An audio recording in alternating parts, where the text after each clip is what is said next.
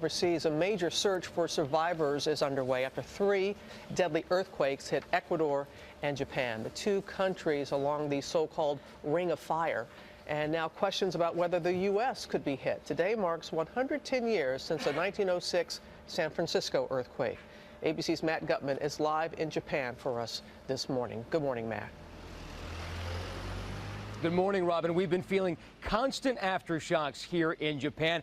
This town has suffered major damage, many of the houses here destroyed. We're actually in a street, the quake knocking these houses right into it. But on the other side of the Ring of Fire in Ecuador, that quake so much more powerful than what even caused that.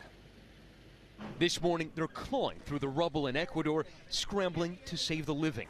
That 7.8 magnitude quake striking Ecuador's coast this weekend, darkening its largest city, buckling overpasses, with at least 270 dead, thousands injured, and many others missing. Rescuers and canine units stretched to the limit.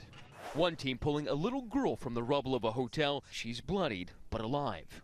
On the other side of the Ring of Fire in Japan, twin quakes rattling the country over the weekend. Rescuers scouring the mud in last-ditch hopes of finding the 10 people still missing here.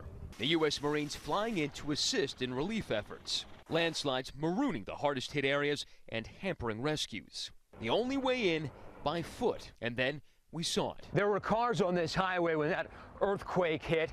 Now imagine being in that car as the mountainside and the highway just vanished from the hillside. Cars dropping off the mountainside. That blue one stuck hundreds of feet down as we hiked towards a blown out bridge. Earthquake? Okay, just now we felt another tremor. Over 500 aftershocks registered in southern Japan, the biggest of them moving mountains. This mudslide was over a half-mile wide. It came roaring down this mountain, ripping it in half, then obliterating that bridge and those roads on the other side. And it's not just Japan and Ecuador. The U.S. also on the Ring of Fire, and seismologists here are worried. It's not a matter of if we're going to have future earthquakes. We're going to have them.